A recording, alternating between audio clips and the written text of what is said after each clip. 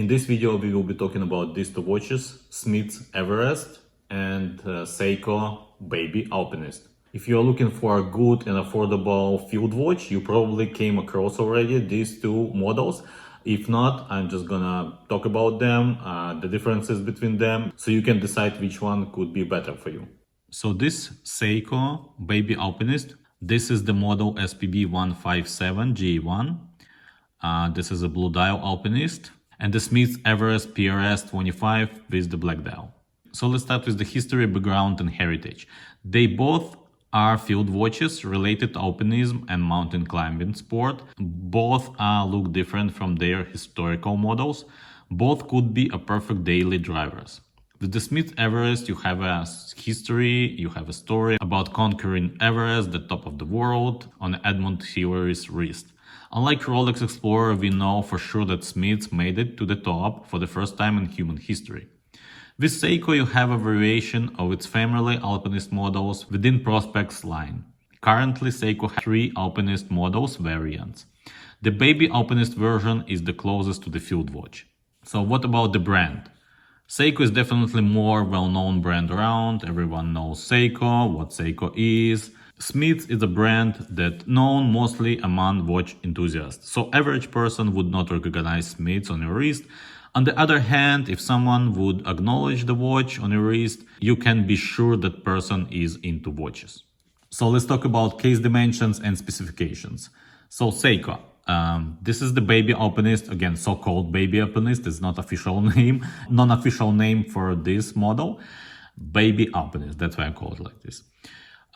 They are coming in 38mm case size. They're pretty thick watch for the size, for the case size. It has 46mm lug to lug and 12.9, almost 13mm in thickness. So this is a pretty thick watch and you can feel it on the wrist. It doesn't bother me, but some people may not like it. It has an impressive 200 of water resistance with screw down crown. My particular model was on a leather strap, which I didn't like much, so I replaced it with NATO, and I actually bought another watch, Seiko Alpinist, with the green dial, just to have an option to switch it with the bracelet, because I like it on a bracelet, and on a bracelet it was really nice. But then I ended up trading my green Seiko Alpinist to this Smiths, so I ended up without any bracelet, unfortunately. But you can buy like aftermarket bracelets, and they look very nice on a bracelet, and on a NATO as well. So here is the leather strap that they came on. The strap is actually pretty good quality. It has a butterfly clasp here, so the quality is pretty good. I have no issues with the quality, but it just wasn't comfortable on my wrist. Maybe on somebody's wrist it would be better. The dial on this watch is just amazing. I fell in love with the dial, and I think that it looks gorgeous. With the texture and how it plays on the sun, on the light, it's just beautiful, very good. I love the dial very much. It has a workhorse movement from Seiko 6R35 caliber with 70 hours of power reserve. Not the best caliber in terms of accuracy.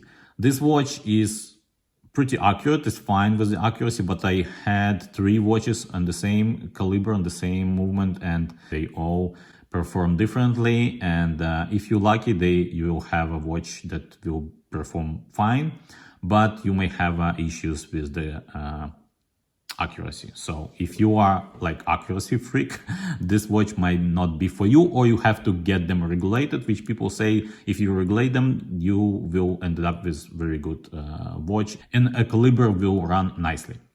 It's stated minus 50 to plus 25 seconds per day, which is a lot by the statement, but in my experience I had it far from it. So like my SPB143 Seiko, I'm losing almost 1 minute a day on this watch, so it's not really great in terms of accuracy. This one is fine, this one is good, as long as you wear it on your wrist. If you put them in a winder, or if they will be just in your box, they won't perform well.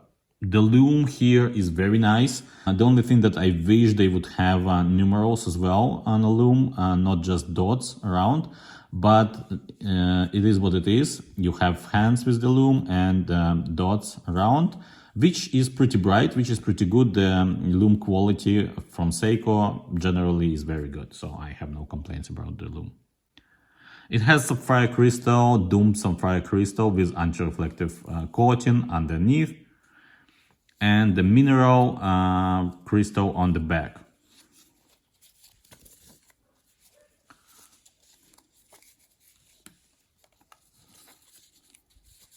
So you have a transparent case. You can see the movement, how it works, how it goes. The movement is not the best in terms of finishing, but still it's a nice touch to have it transparent here on the watch. The screw down crown works pretty smoothly. I have no issues with the screw down crown here. It's pretty good.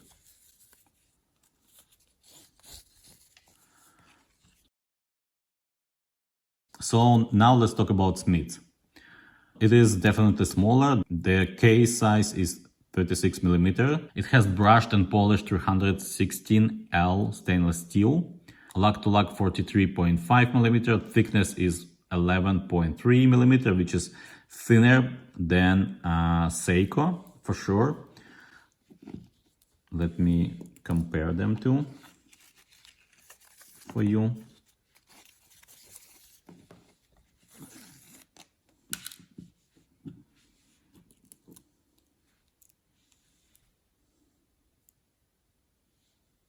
I hope you guys can see the comparison between these two. So the Smiths is thinner for sure. You can see it right here. It comes with anti-magnetic 20,000 movement cover. The water resistance is up to 100 meters. It has drilled lugs, which is nice. So you can replace the bracelet with leather straps or NATO straps. The dial is satin black, which is almost like matte black, and I like it. I like the black color here. It's really deep, really nice. The loom is Super Luminova. It has Heimdom sapphire crystal with anti-reflective coating underneath. The movement is Miyota 9039. In my experience, the movement is pretty accurate. I didn't expect much accuracy from the movement, but it's pretty good. It goes a little bit faster, so it's gaining about maybe 30 seconds per week, something like that. But I'm pretty satisfied with the movement accuracy. It's pretty predictable. So let's talk about availability right now. With Seiko, you generally won't have any problem to buy a watch. They're pretty widely available at stores or online. With Smiths, it's not that easy. The only way to buy it new is to order from the timefactors.com, from their website directly. They make watches in batches, and watches sells very fast. Smiths Everest model sells within minutes. You have to subscribe on the timefactors.com website for a newsletter and wait for a window to open, and then you have to act fast if you want to get a watch. The warranty and the service. Both watches are 2 years of warranty. With Seiko, you have official service centers in major cities, I would say. We have it here in Toronto, and probably in any big city, you will have Seiko representatives or Seiko service center, I assume.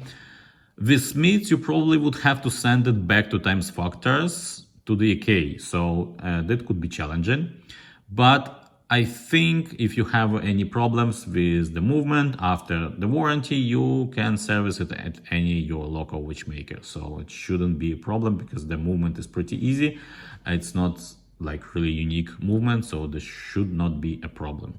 So what I think about them in general, I like them both, but Seiko has some advantages versus Smiths. For example, it has a date, it has a 200 meters of water resistance, it comes with the well-known brand, and it's pretty easy to find and it's pretty easy to buy, but it costs a little bit more as well. But again, if you order in Smiths from Great Britain and it's coming to your country, you probably will have to pay some custom fee. You may end up with similar price versus Seiko. So The price wise, Seiko a little bit more expensive, but again, it depends on the situation where are you buying from the Smiths watch. The best characteristic of this Seiko for me is the dial. That's why I love to keep this watch, and I tend to keep them. The worst thing about this watch is the movement accuracy is I'm not happy with at all. The minor thing about this watch that people pointing out, it doesn't bother me, but some people may find it strange and they might not like it. It's that you have like yellowish numerals here, but you have a white stainless steel hands, which is not corresponding with the numerals. Again, on the wrist, it's not really noticeable for me. I don't have problem with this. It doesn't bother me, but some people may have an issue with this. Like if you are really particular about these kind of things, particular about design, that could be issue for you probably. The strongest point for me with Smiths is I love the history of the watch. I love the design. I love the simplicity here. It's really clean, really like timeless design. Of course, it is Rolex Explorer vintage design, so it is really good design, and it's clean and nice. I love it. The only thing that I don't like about the watch is the crown. Screw down crown is a little bit stiff. As of right now, it's pretty stiff. So that's one thing that I don't like about the watch. I love the size. I love matte black dial. The bracelet quality is really nice. I love how it is. So overall, to me, probably the choice would be Smith, just because of its size. I love that it is 36mm size. I love that it's simplicity. I love the clean dial, and it is very beautiful watch.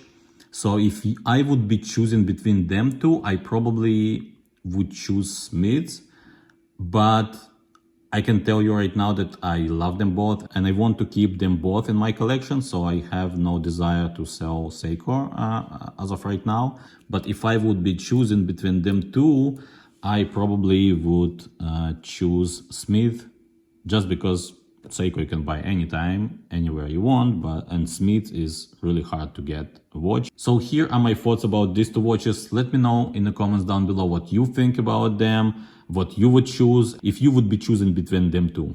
Thank you guys for watching. If you like the video, please give it a thumbs up. Don't forget to subscribe, and I will see you next time. Bye now, take care.